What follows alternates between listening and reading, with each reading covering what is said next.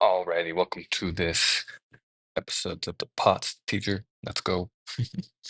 Um, we're gonna be talking about the special senses today. Let's dive right in. Taste and smell are pretty simple, actually, not too complicated.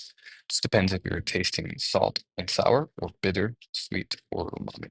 So for salt and sour, those are all based on ions, and so you have an ion, either sodium or hydrogen. Sodium for salt and hydrogen for sour.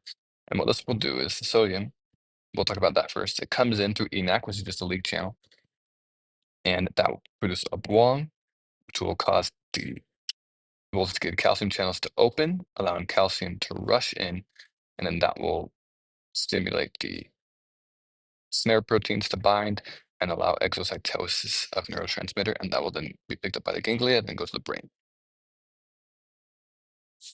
Now, if this is H plus instead, hydrogen ions, it does basically the same thing where it comes in and that produces a big Buang, but this also will inhibit the potassium leak channel, causing greater depolarization, opening the voltage-gated calcium channels and allowing neurotransmitter to be released, which is sent to the brain. And that's how our brain could differentiate between salt versus sour. They have different cells, but also the frequency of the sour would be a lot higher than the salt because of this blocking off of the potassium channel. Now, in bittersweet and umami, they don't have a ion channel. Instead, they have a metabotropic channel right here, right? And it'll be a GPCR. What happens is this ligand will bind here. That will activate the alpha subunit, and the alpha subunit will go and interact with phospholipase C, which will then produce IP3. IP3 will interact with RYR on the smooth ER, allowing calcium to rush out, and then that will cause release of neurotransmitters, and an action potential will be they will be received by the ganglia first off, right, on the receptors, and the action potential will be sent to the brain. So no voltage-gated calcium channel used here in the bittersweet and umami tastes. Now, smell is very similar to the bittersweet and umami in the sense that it uses a GPCR.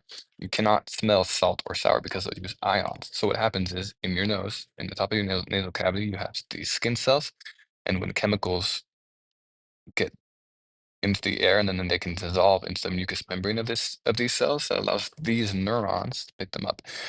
In taste, they're epithelial cells. In smell, they're actual neurons. Now, you have the dendrites of these neurons down here below the bone. This right here is the bone called the uniform plate. And what happens is you have the chemical that will bind here to the GPCR, and that will then activate the alpha subunit, which will interact with adenylate cyclase, and that will cause more cyclic AMP. That cyclic AMP will open this cation channel and allow sodium and potassium ions to flow in, creating a Buang, which will then propagate all the way up to the olfactory bulb, which will then be sent to the brain. There are also chlorine channels here that help with setting the RMP of these specific neurons.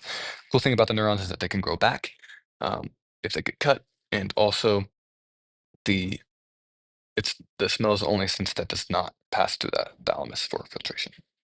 Okay, now for hearing, I'm just going to go over all of hearing instead of separating between the mechanical and then the chemical. So first off, you have the sound waves that come into the ear, right? And then they come down this ear channel. What happens down here is they'll hit the tympanic membrane. That tympanic membrane will then begin vibrating, and that will cause these bones to vibrate. Now, because of the way that the bones are set up, they actually serve to amplify the signal.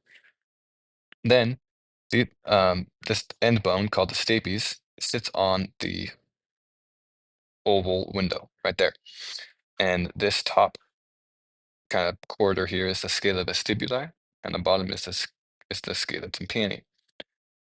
Now, what happens is the bones amplify the signal from the tympanic membrane, which then allows the fluid in the scala vestibuli to vibrate, and that will begin to kind of vibrate all over the place. Now, this round window here allows kind of for a pressure valve, where when the oval window gets pushed on, it allows the round window to release that pressure and be pushed back out.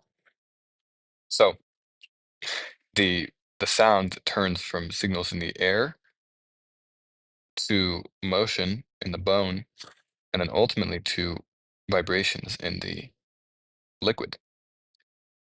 You also need the bones to amplify it because vibrations need more energy to travel through a liquid than they do through air. So those bones are really important. Now, you have the basilar membrane right here, and that is directly underneath the cochlear duct.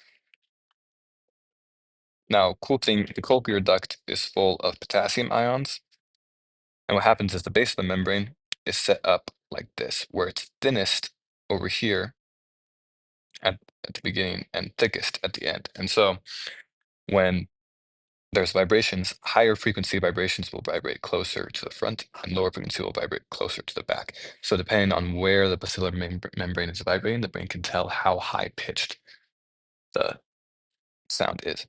And based on the intensity of it, it can tell how loud it is. Now, the basilar membrane will begin to vibrate because of these oscillating waves in the fluid. Now, this is kind of a cross section here with the scala vestibuli up here and the scala tympani down here, the cochlear duct right there. Now, what's neat is you have this pectoral plate right here that is in the cochlear duct. And the basilar membrane, right, is this red part here. Now, when the basilar membrane vibrates, this will cause these stereocilia cells to go up and down. And what happens is right here is a blown up version of this, of these outer stereocilia cells. And they have mechanically gated potassium channels. And those mechanically gated potassium channels will be activated when the cell moves this way. So that will cause the potassium cells to open, and because there's a lot of potassium in the cochlear duct, potassium will rush in. And then you have this voltage gated protein here called prestin, and this will actually cause the membrane to shrink. And that will cause the tectoral plate then move down. And so these outer hair cells help stimulate this inner hair cell. So then when the inner hair cell gets stimulated, a similar thing happens. The cell will move this way, right? And that will allow the mechanically gated calcium channels to open. A bunch of calcium will rush in, that'll depolarize the membrane, and then a voltage gated calcium channel right here will open, allowing neurotransmitter to be released, and the ganglia will accept it right here as well, and that will be sent all the way to the brain. Um, yeah, that's it. Now, in order to establish the correct gradient, right, there are some potassium and sodium pumps right here on all of the hair cells. They're also right here. I just did not draw them in. But those allow for the potassium to be really concentrated here in the cochlear duct, a little bit concentrated here in the hair cells, and then a tiny bit concentrated over here in the scala tympani. So that will cause a great driving force for the potassium to go through. Specifically, it's about 40 volts to get into the hair cell and 80 volts to get from the hair cell out. So a total of 120 millivolts of potassium driving force to get from the cochlear duct to the scala tympani. Now that's called the organ of Corti, and that is how we hear sound.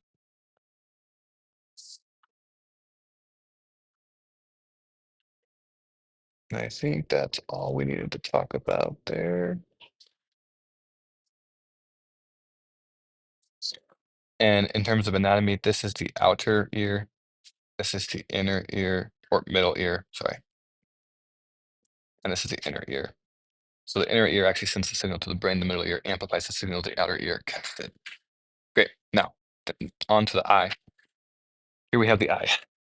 We have ciliary muscles up here, and then suspensory ligaments that connect from the ciliary muscles to the lens, right there.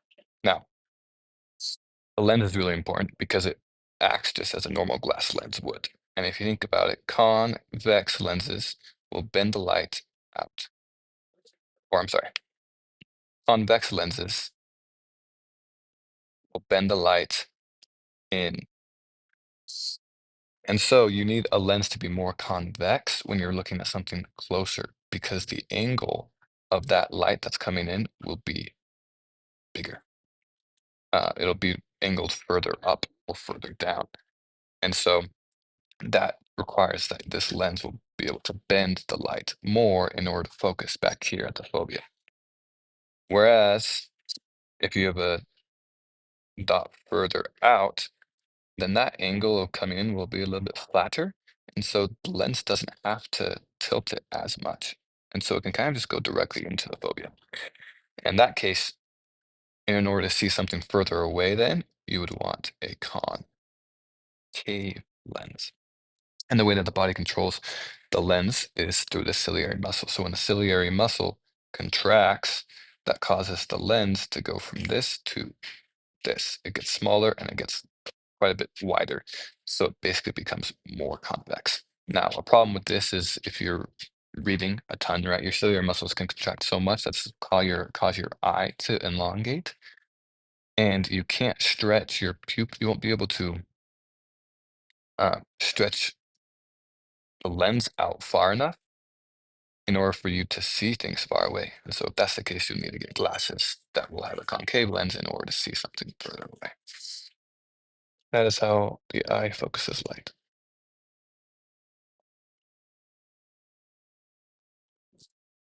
Great. Now, this is actually what the hair cell looks like. Um, in the back here, you have some epithelium, and this is just right here along the retina. And then you have the photoreceptor. That's this cell here, and there's both rods and there's cones.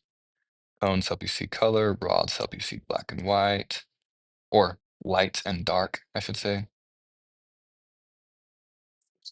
And so there's actually more rods on the periphery, and there's more cones near to the fovea. But there is a little there is a little hole right here where all of the ganglia will go out and go out to the brain, and you won't actually see that. There's going to be a blind spot right there. Great. So what normally happens in a photoreceptor cell, if it's just dark, right? There's no light stimulus. That there is a lot of cGMP in the cell, and that will activate this channel right here. That'll allow sodium to rush in, depolarizing the cell membrane, and then the voltage-gated calcium channel will open, allowing calcium to come in, and this will cause the vesicles to bind with SNARE proteins to the cell membrane, causing exocytosis of neurotransmitter, and that will cause more glutamate out here in this synapse. Now, if there is glutamate here out here in the synapse, it will bind to this receptor right here called mGluR6. mGluR6 has a cool feature where it actually activates the alpha subunit, and that will come and block TRPM1, TRPM1. And usually TRPM1 is always open, but mGluR6 inactivates it. That prevents sodium from rushing in. So that will not cause depolarization, and so there won't actually be neurotransmitter released. So in the dark, you can see that there is more glutamate produced by the photoreceptor cell, but there is less glutamate produced by the bipolar cell, which is this cell right here, and therefore there's less stimulus going to the brain. Now, what happens when light hits the photoreceptor cell is light will come over here and hit this rhodopsin or iodopsin in cones, and that rhodopsin is a GPCR like this, but it has a gate on top, so it's not ligand gated. Instead, inside of this rhodopsin or iodopsin, there's a chemical that looks something like this, right? And normally it's in the cis transformation of the bond. When light hits it, it will cause it to be into a floater energy state of the trans position. And when that happens, that will exit rhodopsin, causing a conformational change, which will activate this alpha subunit here called transducin. That will go over and bump its buddy PDE or phosphodiesterase, and phosphodiesterase will get rid of cyclic molecules, getting rid of cGMP. Now, getting rid of cGMP will then cause this gate to close. No more sodium rushing in, no more voltage-gated calcium channel being activated, no more glutamate right there. So light equals less glutamate. Now, if there's less glutamate, here, then TRPM1 will be open, and that will allow depolarizing potential, allow calcium to flow in to the voltage-gated channel, allowing neurotransmitter to be released and then received by the ganglia. Now, these are called on-center cells because light turns the brain on or it sends a stimulus. Off-center photoreceptors. The photoreceptor is the same, but what just changes is this receptor here. This will actually change and turn into AMPA. And AMP is just a glutamate-gated ionotropic channel. And so in this case, if there's more glutamate released out here, that will actually cause AMPA to open, causing a depolarizing potential and causing more glutamate to be released. So in an off situation, if there's more glutamate here, there will be more glutamate here. If they're in an on situation, the more glutamate there is here, the less glutamate there is here.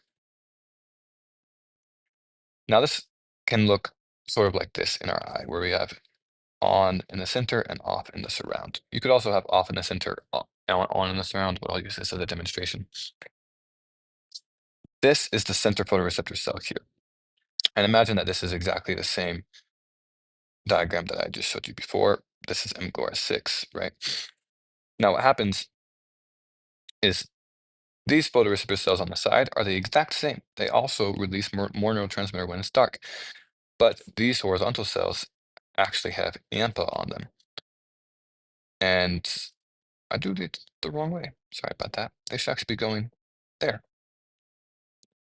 Um, they will synapse on these horizontal cells will synapse on the center photoreceptor. And because they have AMPA on them, if the more glutamate that's released here, what will happen is that these horizontal cells will actually release GABA here. And GABA will inhibit this photoreceptor cell by causing it to hyperpolarize. So thus less glutamate will be released. So, moral of the story, off center cells, or off, sorry, if this surround is off, right, that means that it sends a signal to the brain when it's dark rather than light. And so if there is light shining only on the center, then there's going to be a lot of action potentials because these off cells are also sending action potentials. Now, if there's going to be not very much light on the center and light on the surround, then there will actually be no action potentials being sent because the off is being hit by light and light turns them off and the on is not being hit by light. So this allows us to see edges where you get the most action potentials if the on is on and the off does not have any darkness or it's all dark. And so this allows us to be able to see edges more distinctly.